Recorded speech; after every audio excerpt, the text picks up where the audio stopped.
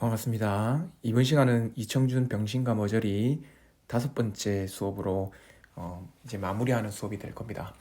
우리가 저번 시간에 형이 소설에서 그 관모를 죽였지만 현실에서 관모를 만나는 장면을 통해서 뭔가 현실을 자각하는 그런 현실을 자각하게 되는 어떤 그런 내용까지 같이 살펴봤고요. 자, 그러면 이번 시간에는 자, 여기부터 다시 마무리까지 다시 보도록 하겠습니다.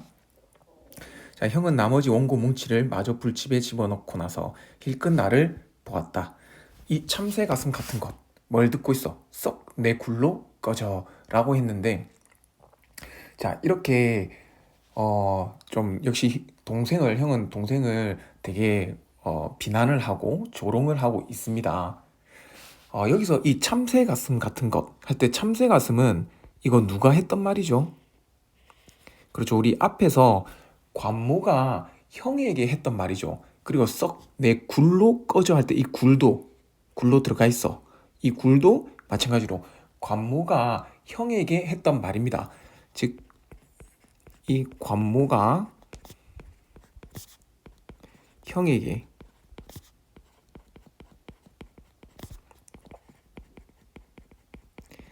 했던 이 말을 그대로 동생에게, 그렇죠? 그대로 동생에게 함으로써 역시 이 동생의 어떤 뭐랄까 현실 도피적이고 나약하고 무기력한 그런 태도를 비난하고 또는 조롱하고 있는 장면입니다. 자, 그래서 자, 여기서 또 형광펜으로 한번 밑줄을 딱 긋고 여기서 형이 동생에 대한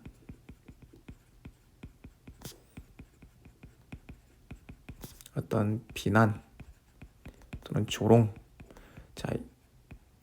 자, 을 드러내고 있는데, 자, 그런 거를 참새 가슴이라든가 자, 이런 식으로 어떤 비유적인 어떤 표현을 사용해서 동생에게 동생의 어떤 태도를 비난하고 있네요. 자, 소리를 꽥 지르는 통에 나는 방으로 쫓겨 들어오고 말았다. 비로소 몸 전체가 까지는 듯한 아픔이 전해왔다. 그것은 아마 형의 아픔이었을 것이다 라고 해서 뭔가 어떤 형의 아픔을 좀 동생도 그거를 그대로 형의 아픔이 되게 강력하니까 그대로 느끼고 있는 장면이죠. 자, 먼저 여기다가 이제 1번 이렇게 봅시다. 자, 왜냐면 지금 이 장면에서 이제 동생의 독백이 시작될 건데, 동생의 독백을 통해서 그동안 이 전체 이 병신과 머저리라는 소설 전체의 어떤 아픔과 그거를 극복해 나가는 과정 이런 것들을 정리를 할 거거든요. 자, 한번 봅시다. 자, 먼저 첫 번째가 이제 형의 아픔이 나왔는데, 자, 형의 아픔은 어떤 6.25 전쟁 때 어떤 관모로 대변되는 비인간성, 어떤 폭력성, 자, 여기에 어떤 적극적으로 저항하지 못했던 어떤 죄책감인 거죠. 때 느꼈던 어떤 형의 죄책감. 자, 이게 형의 아픔을 의미하는 겁니다. 형은 그 아픔 속에서 이를 물고 살아왔다. 그는 그 아픔이 오는 것을 알고 있을 것이다. 그러니까 여기 그 아픔이 오는 곳. 자, 여기다가는 2번 해놓고. 자, 형은 한마디로 그 상처가, 형의 상처는 구체적인 상처가 있고 그 상처를 형은 인지하고 알고 있었다라는 거죠. 자, 그래서 여기서는 2번 해놓고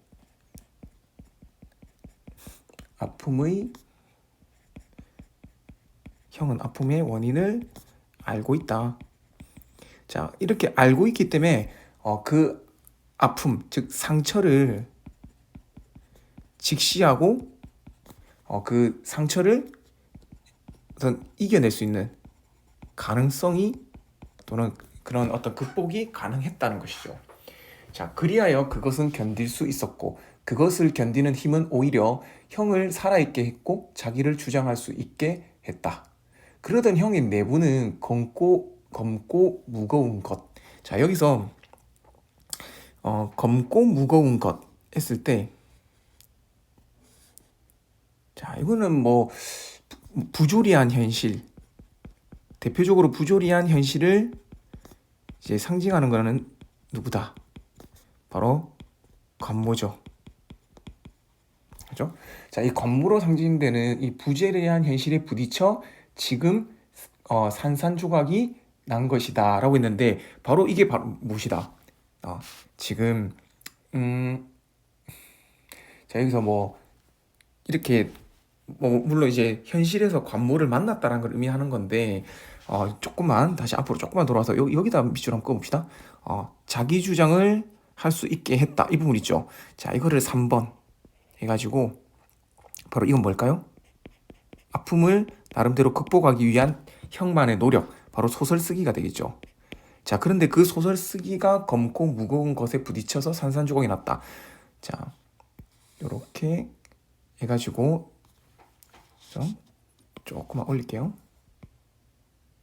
자, 그래서 이 부분은 이제 4번 해서 관모의 출현이 되겠죠. 네, 그래서 이렇게 형의 소설 쓰기는 산산조각이 났고 오히려 근데 이름으로써 인해서 현실을 직시할 수 있게 되었던 게 형이죠. 자, 그렇다고 해도 이제 형은 곧 일을 시작하게 될 것이다. 즉 어떤 그 상처를 극복하게 될 것이다 이 말이죠. 자, 형은 자기를 솔직하게 시인할 용기를 가지고 마지막에는 관모의 출현이 착각이든 아니든 사실로서 오는 것에 보다 순종하여 관념을 파괴해버릴 수 있는 힘이 있었다. 자, 그러니까 여기서 요 정도 맞죠? 밑줄을 긋고 자 여기다가는 이제 5라고 해서 현실 직시 소설로 도피가 아니라 현실을 직시한다는 거죠. 자 무엇보다 형은 그 아픈 곳을 알고 있었으니까 형은 앞에서도 계속 얘기하지만 아픔의 원인을 알고 구체적인 상처를 갖고 있는 거죠. 어쨌든 형을 지금까지 지켜온 그 아픔의 관념의 성은 무너지고 말았지만 그만한 용기는 계속해서 형에게 메스를 휘두르게 할 것이다. 자, 그 다음이죠. 자, 형에게 메스를 휘두르게 할 것이다. 자, 요거는 바로 외과 의사로서 의사 일에 다시 복귀한다라는 걸 말하는 거죠. 자, 그래서 6번 여기다 일상 회복. 그죠? 자, 그것은 무서운 창조력일 수도 있었다. 자, 무서운 창조력 여기다가 일상을 회복하고 난 뒤에 나타나는 이제 무서운 창조력 바로 뭐 새로운 생명 이렇게 의미하면 되겠죠. 그로서 어떤 형이 살아갈 수 있는 힘 뭐 이런 것들을 의미하게 될 겁니다. 자, 여기까지가 이제 동생이 생각하는 어떤 형의 어떤 그 상처와 아픔과 그거를 극복하는 쭉 일련의 과정이 될 겁니다. 자, 그러면 그 일련의 과정을 조금 정리를 해주는 게 좋겠죠. 자, 요 밑에다가 자, 1번부터 7번까지를 좀 정리를 해주면 좋을 것 같아요. 자, 선생님 밑에다가 정리를 할게요. 먼저 어떤 형부터 시작하면 되겠죠. 자, 형의 아픔. 자, 라고 했을 때 형의 아픔은 어떤 관모로 상징되는 부조리한 현실에 폭력적인 현실에 맞서지 못했던 죄책감이죠. 자, 이게 요거를 우리 같이 소설 내용과 연결을 시켜가지고 이렇게 합시다. 자, 번호를 매기면서 자, 1. 이제 형의 아픔 어떤 죄책감이 될 겁니다. 자, 그렇지만 자, 두 번째는 형은 이 아픔을 안고 살아가고 있지만 그 원인을 알고 있다고 했죠. 즉 원인이 뭐다? 6.25 전쟁이죠. 그때의 죄책감. 자, 그 다음에 3번은 자, 이 원인을 아는 아픔을 나름대로 이겨내기 위해서 무엇을 했다? 어떤 행위? 소설 쓰기. 그렇죠? 소설 쓰기를 통해 나름대로 극복을 하고자 했습니다. 자, 이 소설 쓰기에서 이 극복하는 방향이 바로 관모를 죽이는 장면이었죠. 자, 그런데 네 번째, 현실에서 어떻게 됩니까? 바로 관모가 나타나게 되죠. 그죠? 관모를 현실에서 만나게 됨으로써 형은 어떻게 바로 현실을 직시하게 됩니다. 현실 직시.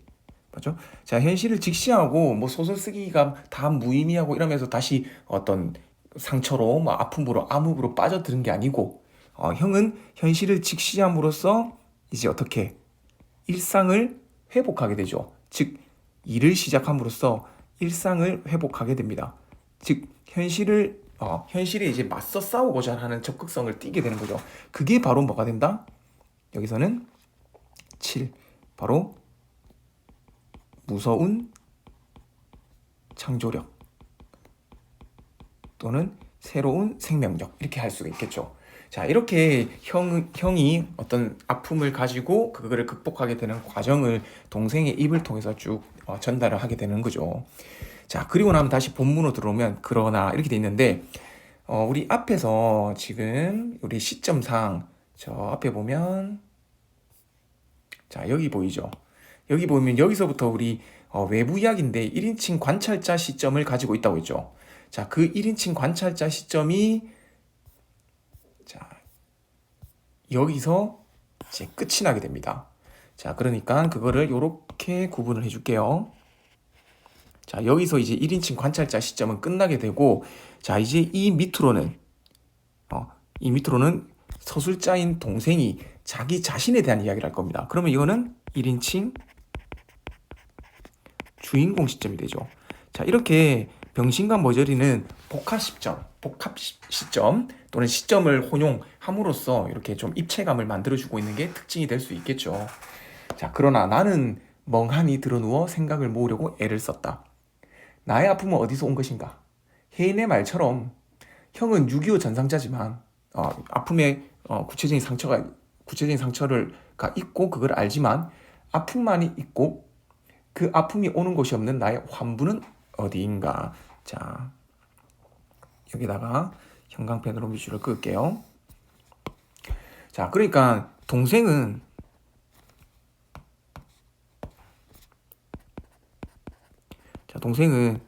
아픔의 원인을 모르죠. 이게 형과의 차이점입니다.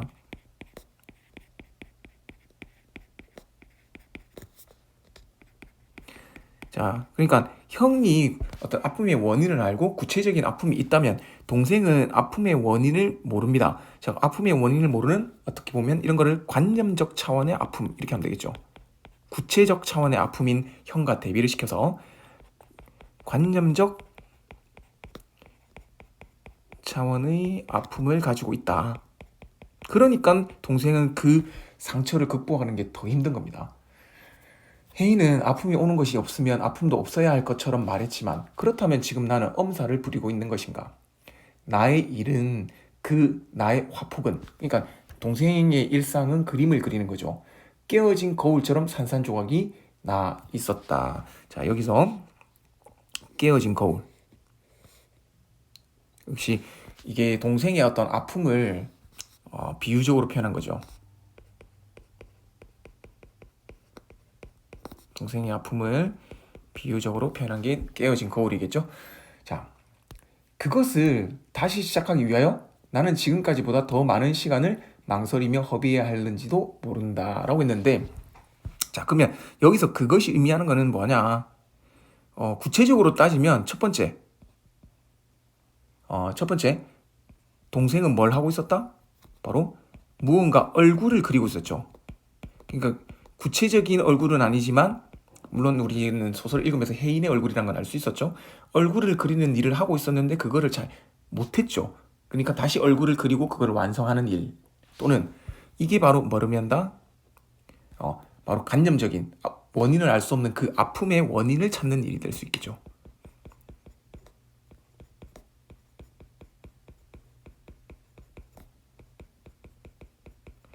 이렇게 다시 시작하기 위해서는 더 많은 시간을 허비할지도 모른다고 합니다. 어쩌면 그것은 나의 힘으로는 영영 찾아내지 못하고 말 얼굴일지도 몰랐다라고 했는데 뭐 역시 이 얼굴 좀 앞에서도 그것이란 표현을 통해서 말했지만 이 얼굴은 무엇을 의미한다? 바로 아픔의 원인이죠. 그러니까 동생은 6.25 전상자도 아닙니다. 그렇지만 이런 아픔을 안고 살아가죠. 그러니까 바로 이 동생은 어떤 그 관념적인 원인을 알 수 없는 아픔에 의해서 뭐 살아가는 어떤 무기력증에 빠져드는 현대인을 상징한다. 이렇게도 연결을 시키는 거죠. 자, 나의 아픔 가운데서는 형에게서처럼 명료한 얼굴이 없었다. 그렇기 때문에 동생은 그 아픔을 극복하기가 매우 어렵고 가능성이 낮다라고 이야기하는 겁니다. 자, 됐죠? 자, 그래서 다시 밑으로 내려와서 우리 위에서 형의 아픔을 정리했으면 이제 동생의 아픔만 한번 정리해 볼까요? 물론 동생의 아픔은 번호를 안 매겼지만 뭐 여기서는 번호를 매기면서 정리를 해봅시다. 자, 이 동생의 아픔. 자, 동생의 아픔은 원인을 알 수 있나? 바로 없죠. 형과의 차이점입니다. 원인을 모르는 아픔입니다. 그래서 우리는 이런 거를 관념적 차원의 아픔이라고 했죠. 자, 그런 원인 모를 아픔을 안고 살아가는 동생은 나름대로 무기력하지만 그림 그리기를 통해서 이겨내고자 하는, 자, 그림을 통해 이겨낸다. 즉 예술적 승화, 이런 표현을 쓸 수도 있겠습니다. 하려고 노력을 합니다. 자, 그런데 문제는 뭐다? 동생은 형과는 달리 어떤 이거를 극복할 수 있는 힘이 부족하죠. 즉 상당히 동생은 무기력한 존재란 말입니다. 상당히 이 무기력에 빠져 있습니다. 그렇기 때문에 동생은 결국 형과는 달리 요 아픔을 극복하기가 힘들 거다. 즉 극복이 어렵다. 자, 그러면 이렇게 놓고 보면 형과 동생 중에 좀 더 좀 더 이렇게 더 아픈 사람, 우리가 뭐 병신과 머저리라고 했을 때 병신 또는 머저리인 사람은 바로 동생이 될 수 있는 거죠. 그죠? 자, 이렇게 해서 우리 병신과 머저리라는 소설을 끝까지 한번 다 읽어보고 분석을 해봤습니다. 자, 그 다음 페이지에는 작품 해설 이 나와 있고, 자, 그 밑에 핵심 정리가 있는데 작품 해설 꼭 한번 쭉 읽어보고 중요한 부분에다 밑줄을 그어주세요. 그리고 핵심 정리를 보면 뭐 이렇게 성격적인 부분, 그죠? 그리고 뭐 내부 이야기와 외부 이야기의 배경과 시점이 이렇게 차이가 나는 부분. 자, 이거를 통해서 주제는 두 형제의 아픔과 그 극복 의지를 드러내고자 한다. 자, 특징으로서는 액자식 구성을 띠고 있고 추리 소설적 서사 구조를 가지고 있는데, 이게 동생이 형의 소설의 내용을 추리해 나가는 뭐 그런 내용으로 보면 될 겁니다. 자, 그리고 고도의 상징성, 되게 상징적인 소재가 많이 사용됐죠. 자, 이런 게 우리 요 작품의 특징이다, 이렇게 볼 수 있습니다. 자, 뭐 다음 페이지에 이렇게 보충 자료들이 좀 있는데, 자, 이런 것들은 여러분들이 조금씩 읽어보면서, 그죠? 읽어보면서 공부를 해보시면 될 겁니다. 자, 이것으로 우리 병신과 머저리 작품 어떤 수업을 마치도록 하겠습니다. 자, 수고했습니다.